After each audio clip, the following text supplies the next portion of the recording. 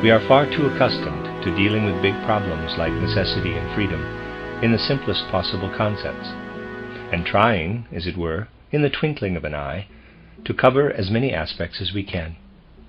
We usually do not consider that problems of this kind require that we realize how complicated many of the interrelationships are in the world, and that what takes place in one area must be looked at in an entirely different light, if we want to understand it, than something quite similar in another area of the world. I would like, first of all, to remind you of something I mentioned here a short time ago in a different connection. When we see such significant world events as those of the present, we are very much inclined to look hastily for the most obvious causes and to expect to find the consequences in what will happen immediately afterward. With this kind of observation, we do the facts a thorough injustice. When I mentioned this before, I drew your attention to the fact that at the beginning of the Middle Ages, the Roman world and what is now Central Europe were in opposition to one another. From an historical point of view, we can say lightly, well, we try to discover the particular political motives of ancient Rome that made those Romans feel compelled to carry out their campaigns against the countries to their north, against what is now Central Europe, and we can look for the consequences in subsequent developments. Yet if we look at things this way, we do not by any means exhaust all the points that should be considered. For just imagine, if something different had happened in the way the tribes moved across Europe from east to west, or something had happened differently in the clash between the might of Rome and the Teutonic tribes.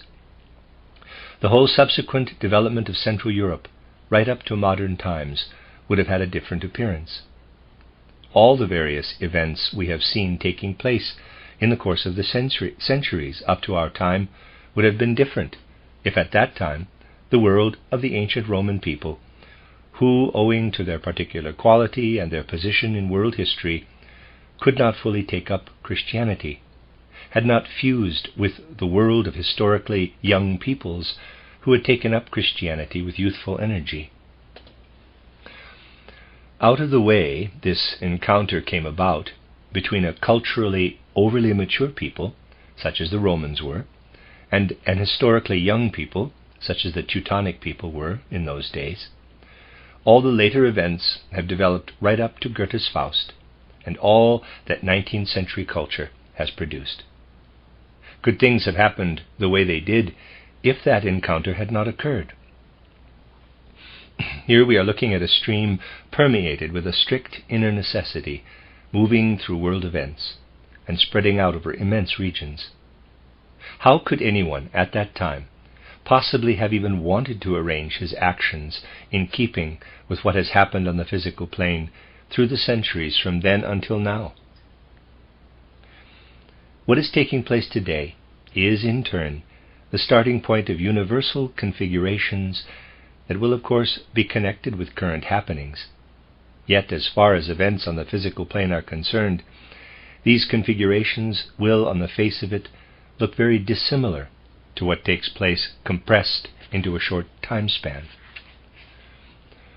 I only want to mention this so that you become aware that there are deep reasons behind what I already mentioned in connection with these studies, namely that we do not get far by brooding and speculating about how things are connected in the world. Imagine a Roman or a Teuton of the 3rd or 4th century speculating on the possible consequences of the battles taking place in that time, and how far he would have got. Not very far. It is essential that we become aware that the deciding factors concerning things that have to happen, and our recognition that they really ought to happen, are not our speculations about their possible results or immediate consequences, but other things. It is essential that we become aware that into the stream of events taking place on the physical plane, there actually enter forces we sense as coming from the spiritual world, impulses about the particular effects of which we don't need to speculate in regard to what ought to happen on the physical plane. We must be in no doubt that looking at human action and world history shows clearly how necessary it is that we should extend our view beyond what lies on the physical plane. And after having prepared the way for these essentials, let us return to considering the human being as such. In the last lecture I showed how impossible it is to acquire a right relationship to our past actions if we merely continue mulling them over. On the contrary, we must realize that what is past, including our own actions, belongs to the realm of necessity, and we must become familiar with the thought that what happened had to happen. That is to say, we acquire a right relationship to our actions if we can look objectively at our past achievements, looking at a successful or unsuccessful deed of ours with equal objectivity. Now, you are bound to have serious objections to what I have just said, for such objections do exist. Consider for a moment what I have just said, that when we have done something, it is over, that we establish a proper attitude to it by facing it objectively, and not wishing we had acted differently. The serious objection is this: what about the whole domain that should play a great part in human life, the domain of repentance for a deed we have done? Obviously, people are quite right in saying that repentance is necessary and has to take place. If we could manage to remove from the human soul the feeling of regret, we would be removing a moral impulse of the highest order. But are we not actually doing away with it when we simply look at all that has happened completely objectively? Here, indeed, is a new difficulty, one that can be the starting point for endless misunderstandings. We will have to go to the heart of the question of freedom if we want to clear away this difficulty. You know, the great Spinoza said that when we look at the world, we can really only speak of necessity. Freedom is fundamentally a kind of illusion. For if a ball is hit by another one, it has to go the way the second one goes. Quote, if it had consciousness, it would believe, close quote. So Spinoza says, and I mentioned this in my title, Philosophy of Spiritual Activity or Philosophy of Freedom, that it was going its way by choice. And it is the same with the human being. Let me read that again. Quote, Steiner saying, what Spinoza quotes, or what Spinoza says, if it had a consciousness, it would believe that it was going its way by choice. And it is the same with the human being, close quote, says Spinoza. Quote, even though he is in the clutches of necessity, just because he is conscious of what he does, he thinks he is free, close quote. But Spinoza is utterly and totally wrong. The matter is quite different. If we really flew off somewhere like the ball that follows only the necessity of propulsion, we would lose consciousness regarding everything to do with our flying and our acting out of necessity. We would be bound to be unconscious of it. Consciousness would be eliminated, and that is what happens. Just think of the speed with which you are moving through space according to the science of astronomy. You most certainly do not do that consciously. There, consciousness is cut out. You would not be capable of being conscious, for you would not be able to hurtle through space as the science of astronomy shows you do. Consciousness of everything a person does out of necessity has to be eliminated. And in such an obvious case as flying through space, we can readily see that processes subject to necessity eliminate our consciousness. However, we are not always so obviously conscious of things, but more or less unconscious of them. In real life, it is very difficult to distinguish one from the other.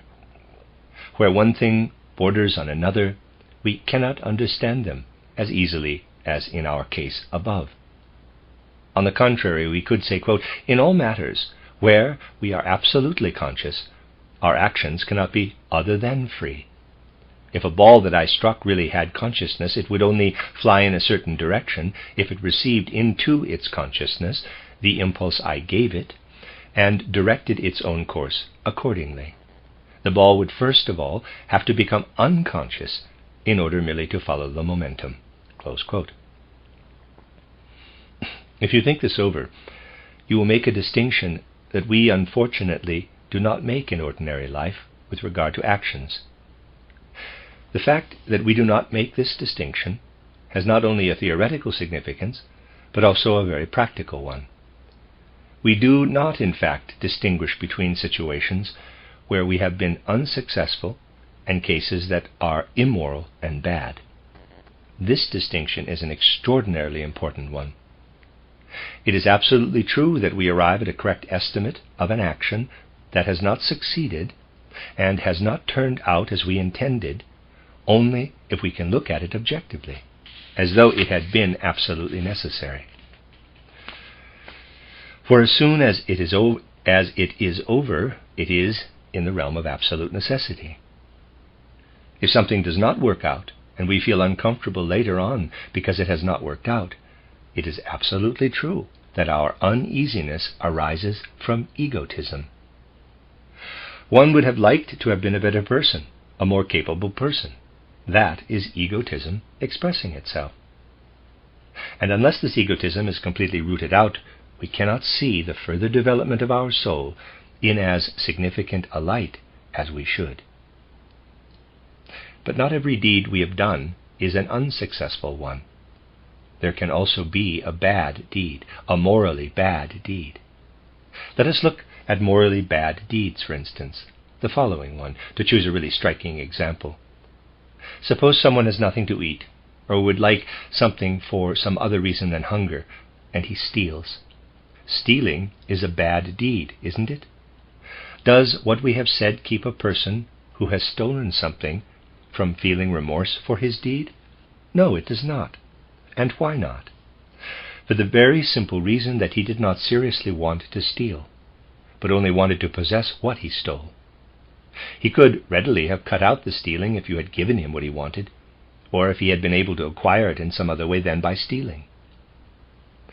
This is a striking case, but in a certain way it applies to all forms of bad deeds. The bad deed as such is never really intended, and language has a subtle feeling for this. When an evil deed has been done, we say, conscience stirs. Why does conscience stir? Because the bad deed only now becomes a matter of knowledge. It comes up into consciousness. When the deed happened, the awareness was taken up by the motive on account of which the bad deed was done. A bad deed is not willed, and repenting means that the perpetrator becomes aware that he allowed his consciousness to be dulled at the time the bad deed was done. Whenever anyone does a bad deed, it is always a matter of his consciousness of the deed being dulled, and of his having to acquire an awareness of cases like the one in which his consciousness was dimmed. The whole point of punishment is to awaken forces in the soul that will enable consciousness to extend to the kind of situations that previously produced an elimination of consciousness. Among the dissertations done at universities by philosophers, who are also occupied with legal problems, there is usually one on, quote, the right to administer punishment, close quote. Now, a great many theories have been drawn up concerning reasons for giving punishment. The one and only possible reason can be found only when we realize that punishment is given for the sake of exerting the soul forces so that consciousness will extend into spheres it did not previously reach. This is also the task of repentance. Its purpose is precisely to let us observe the deed in such a way that the force of the repentance raises the action into consciousness. Then the consciousness will see the whole picture and will not be dulled the next time. You see what is involved. We must learn to discriminate properly between a fully conscious deed and one where the consciousness is dimmed. On the other hand, if you have an action that does not fit the category of good or bad, but was only unfortunate, an action in which something we had intended to do was not successful, there the point is that we ourselves can obscure our view of it if we judge it by bringing in the thought, the feeling, that it would perhaps have turned out differently if we had done this or that better, or if we ourselves had been different. Here, it is a matter of bearing in mind that if the eye is to see an object, it cannot see itself. It must hold up a mirror, for the moment the eye holds up a mirror to see itself, it cannot see the object. The moment a person broods about how differently he should have acted, the deed cannot act upon him with the kind of power that will further his soul development. For as soon as you set egotism between yourself and your deed, as implied in the fact that you would really like to have done the deed differently, you are doing exactly the same as when you hold a mirror in front of your eye so that it cannot see the object. We can also put it another way.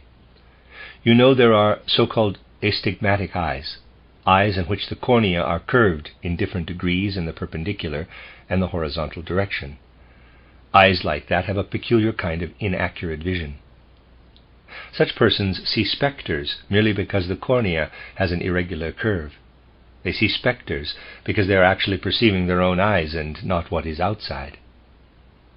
If one perceives one's own eye because it is incorrectly constructed, and has not become an eye that can completely eliminate itself and allow the object to affect it, one cannot perceive the object. If we fill our mind with the thought, quote, "You should have been different, and if you had only done this or that differently, it would all have turned out well," close quote. It is just as though we had astigmatism and did not see the actual fact, but distorted it. Yet a person must see the real facts allotted him. Only then will they really be effective. Their effect on a person who is not filled with feeling about facts, but allows the facts themselves to work upon him, will be the same as the effect an outside object has on healthy eyes. The facts then continue their work in the soul.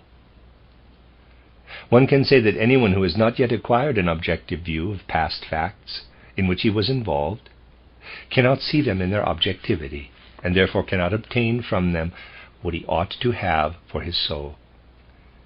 It is exactly as though our eyes were to remain at their stage of development in the 6th or 7th month of embryonic growth, while we ourselves were born at the proper time. We would see the whole world wrongly. If the eyes were not to continue developing during the 6th, 7th, 8th, and 9th month, but were to stop short, they would not eliminate themselves in the process of seeing. We would see something entirely different from what we actually see when we develop normally. Thus, what we have done acquires its right value only when we have come to the point of being able to let it enter the stream of necessity, and when we can regard it as necessity. But as has been said, we must realize that we then have to make the distinction between what is successful and unsuccessful, and what is called good or bad in a moral sense. Broadly speaking, you will find all this analyzed, though more philosophically, in my title, Philosophy of Spiritual Activity, or Philosophy of Freedom. For there it is emphasized that human beings become free when they achieve the possibility of drawing impulses from the spiritual world. In one passage, it is even expressly stated that impulses of free will come from the spiritual world. However, that does not exclude the utmost freedom in relation to certain events in which we very distinctly follow necessity. For we must distinguish between purely external, physical necessity and spiritual necessity, although the two are basically pretty much the same. But they differ in regard to the position they occupy in world existence. It is like this. Let us look again at a figure such as Goethe, who has appeared in world history, and of whom one can say that we can follow up the education of a person such as he, and can see how he became what he was. We can then follow up the impulse that led him to achieve his Faust and his other poetical works. We can, as it were, regard all that Goethe achieved as if it were the result of his education. And then, of course, we see him as a genius. We certainly can. By doing this, we remain focused on Goethe. But we can do it another way. We can follow the spiritual development in the 18th century. We can pick out some details. For instance, that before Goethe had thought of writing a Faust, Lessing had projected one, so there was already one in existence. Thus we can say that the conception of Faust arose out of the spiritual problems and impulses of the time. We could say that if we examine Lessing's projected Faust, and a number of other similar Faust versions, they all led to the famous Faust. By leaving Goethe out, we still come to Faust as though by necessity. Faust arose out of what preceded it. So we can arrive at Faust by following Goethe's development. One can look at Goethe from a more developmental point of view, or one can entirely leave him out and look in detail at how a type of poetry originated in Europe, such as the Song of the Nibelungs, and how it became compressed into the poem Parsifal. Parsifal, the striving human being, belonging to a certain period of evolution. One can look at how another line of development then came about, due to which the Parsifal concept was quite forgotten, and how that remarkable idea took hold of people that found its expression in the popular romance of Faust. This brought the appearance of a Faust about, what one might call a Parsifal of a later age. Goethe can be left out entirely. Obviously, we must not be pedantic. 50 years more or less do not matter. Time is elastic and can be stretched forward or backward, so that does not interfere. It is only with things that go on in an harmonic way that time plays an important part. Things that come from the gods can always be moved forward or backward in time. But speaking generally, we can say that even if the Frankfurt councillor Caspar Goethe and his wife Aya had not had their son Wolfgang, or if he had died immediately after birth, for as you know he was ill at birth and nearly died, someone else would certainly have produced something similar to Faust. Similarly, if Goethe had lived in the 14th century, he would certainly not have written Faust. These are unreal thoughts, of course, but sometimes one has to consider them in order to realize the truth. Thus we can now ask the question, quote, did Goethe produce his Faust, or any of his life's work, out of freedom, or was it a question of absolute necessity? Close quote. The greatest freedom of all is to obey historical necessity. For if anyone imagines that his freedom could ever be endangered by what exists in the world as necessity, he ought also to say, quote, I want to create a poem, but I am a person who wants to work in total freedom. I want to disregard all the other poets who were unfree. I want to write a free poem. But I could not be free if I were to use the words of our language, for they came about through primeval necessity. That would not do. I will be an absolute champion of freedom. I will make up my own language. Close quote. And he sets about doing so. What he would actually achieve, of course, would be that everybody rejects him and his poem written in a non-existent language, that with his freedom he would be bound to arouse everyone's resistance, which would express itself at first, of course, merely as incomprehension. From this you will see that there can be no talk of freedom as it enters into the stream of events, being in any way encroached upon by the necessity present in the ongoing stream of world events. We might also imagine a painter who wanted to be completely free, saying, quote, I want to paint for sure, but I do not want to paint on a canvas or any other surface. I will paint freely. Do I first of all experiment on a given material? Not me, for then I would be perpetually being compelled to comply with its surface. Close quote. The material has a very definite conformity to law, yet complying with it does not mean one is not free. Particularly where major events in world history are concerned, it is obvious that when consciousness plays a part in our actions, what we can call necessity can join directly with freedom. As I have already said, in the 14th century, Goethe could not have been able to create Faust, for it would have been absolutely impossible for Faust to have come about at that time. He would not have been able to write it. Why not? Because there is something we have to call an empty space in world events with regard to certain evolutionary impulses. Just as we cannot put more water into a cask if it is already full, or we can only put a certain quantity into it if it is already partly full, we cannot put anything we please into an already full age, in quotes. In the 14th century there was no space for anything like the kind of thing that came down from the spiritual world through a human being into the physical world in the form of Faust. No space, only a state of fullness. Events run their course in cycles, and when a cycle has been completed, an empty space appears for new impulses which can then enter the life of the world. A cycle has to be complete in regard to content, and then an empty space must occur again before new impulses can come in. In the cultural period in which Goethe lived, an empty space had occurred for the impulses that came from the spiritual world to the physical world through him. Evolution really does proceed in waves. Emptiness, a state of fullness to the point of completion. An ebbing, emptiness again. Then something new can come. In the time between death and a new birth, a human being plans his next incarnation according to this rhythm.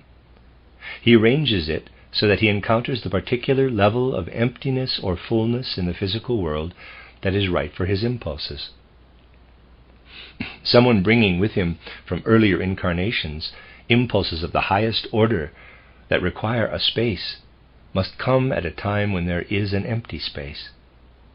Whoever has the kind of impulses that need to meet with receptivity must incarnate at a time when there is a space to be filled. In many areas, of course, one thing will work in opposition to another. That is quite obvious. We see then that in a certain respect we choose, if we may use the word, on the strength of our inner qualities, the period in which we come into the world. And on this depends the inner necessity governing our activities. If you bear this in mind, you will no longer see any contradiction in the consecutive events and realize that Parsifal and so on, and Faust, take their turns. And then comes Goethe, who creates a work that can just as well be understood in the succession of periods. You will find no contradiction any longer, because Goethe looked down from above and prepared in his inner being what could become tangible in his work. That is to say, when he was on the physical plane, he brought forth from his inner being what he had absorbed in those particular preceding centuries in which the stream of events had taken place. Between the two statements, quote, Goethe's work had to be produced at a definite time, close quote, and, quote, Goethe produced it out of freedom, close quote, there is just as little contradiction as there would be if I would have a board and 6 balls in a row, then produce a small cup and say, quote, I will put the first ball into the cup, then the second and third and so on, and I pour them out over here, close quote. And if now someone were to say, quote, but those balls lying over there are the same balls we had to start with, close quote, someone else could reply, quote, no, they are the balls that came out of the cup, close quote. Both statements can be true. What took place in the course of time, and ultimately led to Faust, is what Goethe had absorbed in his inner being, and what Goethe then expressed just because it had accumulated within him through looking down from the spiritual world. For we always take part in the whole evolution of the world. If we look at things this way, we can say, quote, the moment we look into the past, we have to regard past events themselves as a necessity. And if we look at ourselves and produce the past again as deeds of the present, so long as we do this consciously, we are still free in what we bring into the present of what was prepared in the past out of necessity. Close quote. Thus that person is most free of all who knows in full consciousness, quote, what I am doing is nothing but spiritual necessity. Close quote. These things cannot be understood by pedantic logic, but only by fully grasping reality in a living way. There is still another approach that can help us understand this completely. We can ask ourselves the following. If we look at animals, we know they have a dimmed consciousness. I have often described that. Human beings have a level of consciousness in which freedom can come to expression. But what kind of consciousness do angels have, the beings immediately above human beings? What is the consciousness of the angels like? It is actually very difficult to have an immediate perception of the consciousness of angels. When we, as human beings, want to do something, we consider what form our action is going to take. And if it does not work out on the physical plane as we imagined it should, we have failed. If someone sews two pieces of cloth together, and when he has finished, if they come apart, the endeavor has not been a success. This can happen with a sewing machine. If things do not turn out as we had envisioned they would on the physical plane, if things do not turn out as we had envisioned they would on the physical plane, we say the deed has miscarried. That is to say, people aim their will at something they picture happening on the physical plane. This is how our human willing proceeds. But not in the case of angels. Their intention is everything. An angel's intention can be carried out in many different ways, and the effect can still be exactly the same. This is quite true, though it is of course contrary to ordinary logic. In the artistic sphere only, and then only from the human point of view, can we acquire any feeling for this kind of consciousness.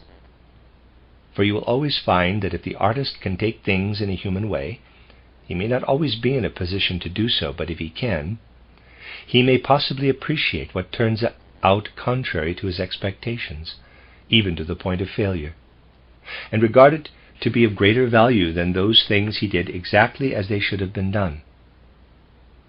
We then come a little closer to what is so extraordinarily difficult to grasp, that, with the angel's consciousness, their will, everything depends on the intentions, and that these intentions may be realized in the most varied ways on the physical plane, even in polar opposite ways. That is to say, when an angel decides to do something, he chooses something quite definite, but not in the way that he says, quote, "it has to look like this," close quote. That is not in the least implied. He will not know what it looks like until it has happened. We have seen, and I have drawn your attention to the fact, that this is even the case with the Elohim. The Elohim created light and saw that it was good. This means that what comes first for human beings, the mental image of what is on the physical plane, does not come first of all in the consciousness of spiritual beings above human beings.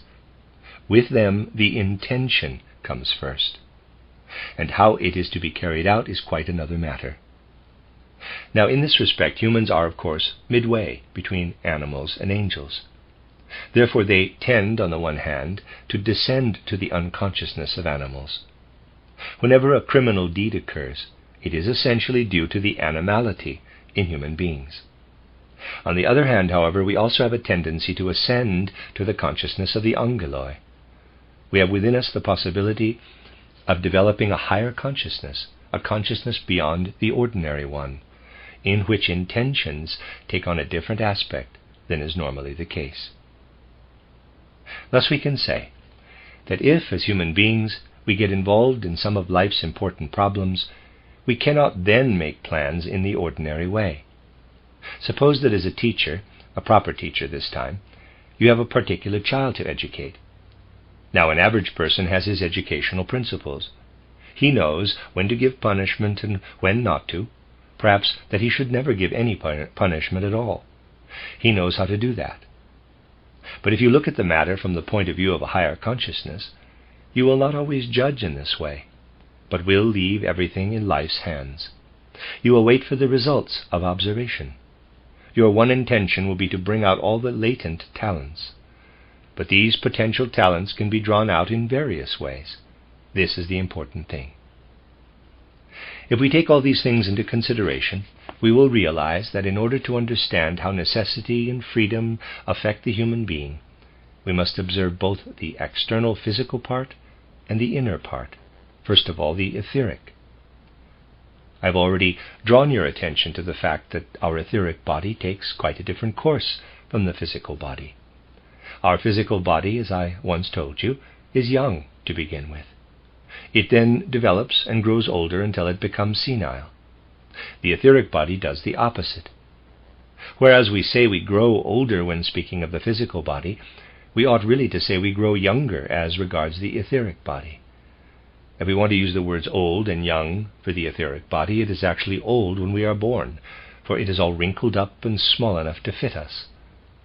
When we reach a normal old age and die, our etheric body has become so rejuvenated that we can hand it over to the whole world, where it can work again as a youthful force. While the physical grows older, the etheric body grows younger. It gets younger and younger. If we die at an unusual time, die young, significant things can happen with the etheric body, such as those I have told you about.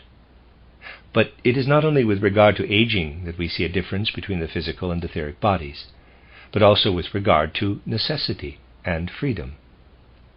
When the human being is most enmeshed in necessity, in what he does with the physical body, or in general as a being on the physical plane, he is then freest in his etheric body. The latter is then left entirely to itself. Whenever the etheric body is enmeshed in necessity, everything a person does on the physical plane is left to his own freedom. Thus, where the physical body is subject to necessity, the etheric body has a corresponding degree of freedom.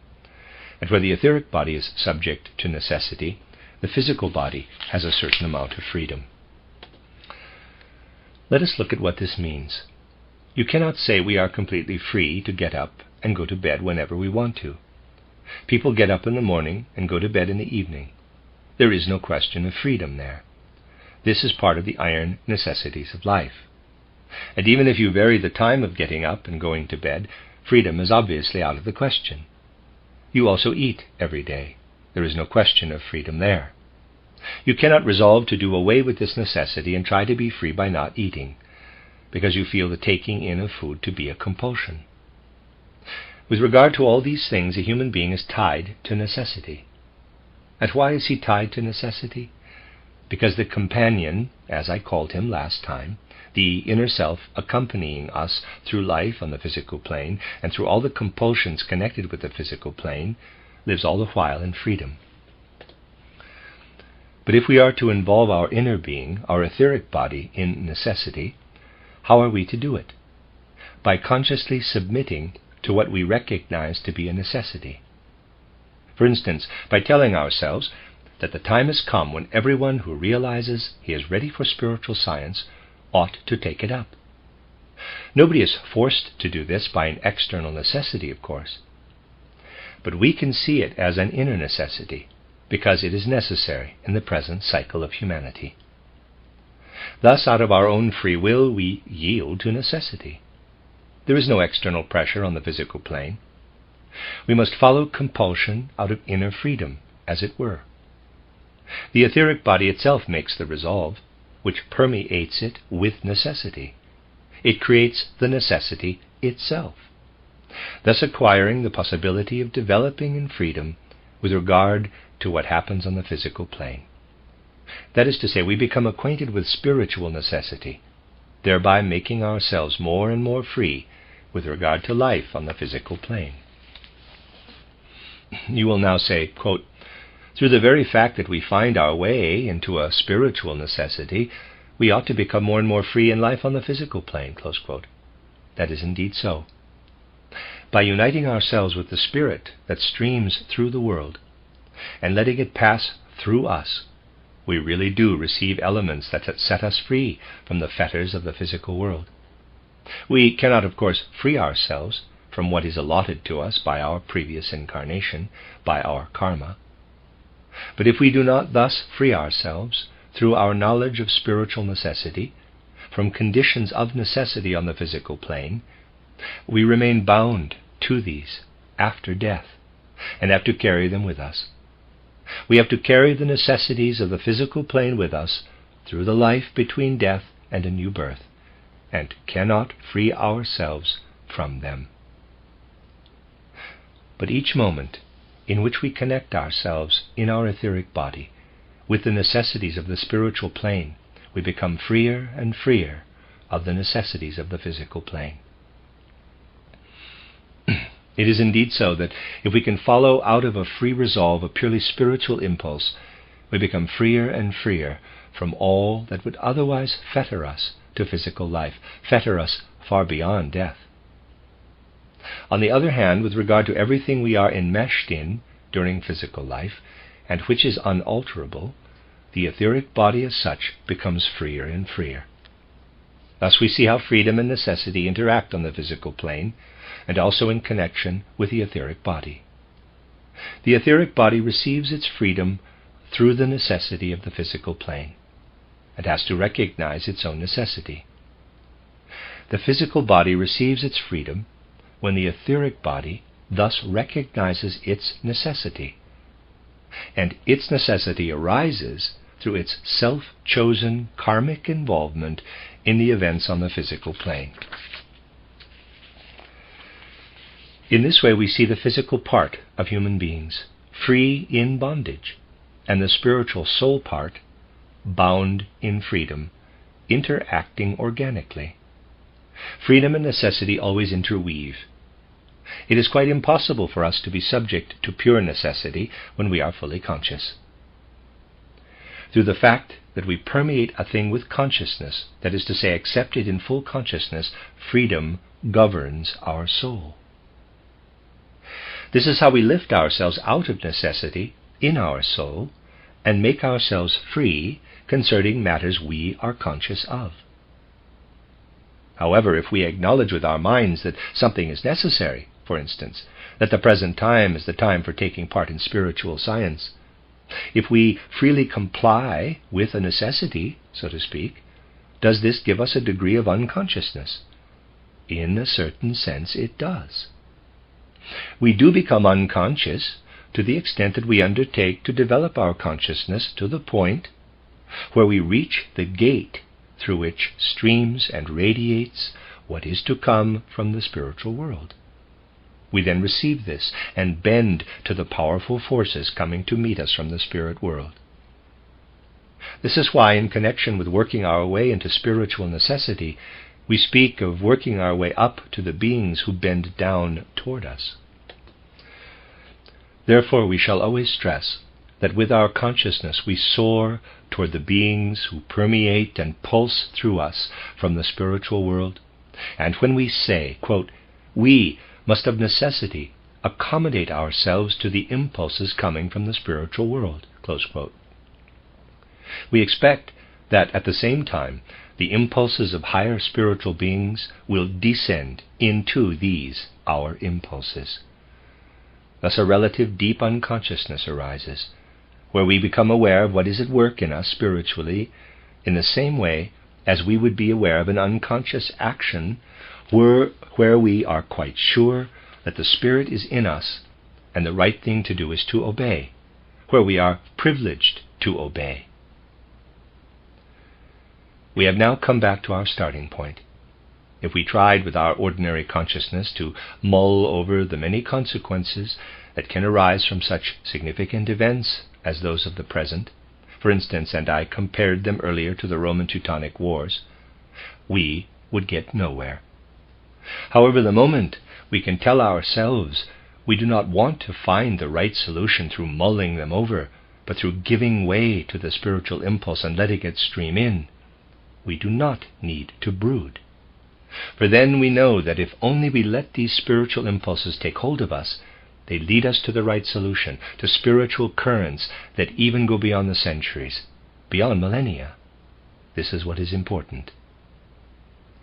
Then we see that we no longer need to think that things must go like this today and like that tomorrow for such and such to happen, for we will realize that we are now living in the particular epoch of humanity in which the further evolution of earthly existence can progress in the right way only if spiritual impulses coming from the spiritual world are directly taken up. That is how it is. And the things that happen externally on the physical plane must of necessity unite with these impulses in the right way. Then the right things will happen. Then we shall know, without mulling over what will happen tomorrow and the day after tomorrow, that what will really come about will be that the souls now passing through the gate of death will continue to work on, both in their etheric bodies and as souls, to the extent that the thoughts of those human beings who will in the future populate the blood-stained battlefields of the earth join with them, so that something will arise that will live for centuries. But we must have a direct awareness of this in the spirit of these words we have often heard. Quote, "Out of the courage of the fighters, out of the blood of battles, out of the grief of the bereaved, out of the people's deeds of sacrifice, there shall arise spirit fruit, if only souls in spirit mindfulness will reach out to the Spirit's realm." Close quote.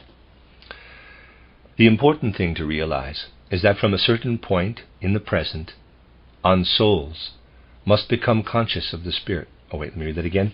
The important thing to realize is that from a certain point in the present on, souls must become conscious of the Spirit. Souls that have the will to direct their consciousness toward the Spirit. Then, from what is happening today, the right things will come for the future. To make this thought our own, steadfast confidence is needed, such as those beings have whom we count as members of the hierarchy of the angels. For angels act out of that kind of confidence. They know that if they have the right intentions, the right things will come of them, not because they envision that future events should take a definite form, but because they have the right intentions. These right intentions, however, can only be grasped spiritually. And only through thinking in the way of spiritual science can we find the way to grasp something spiritually, as we have endeavored to do.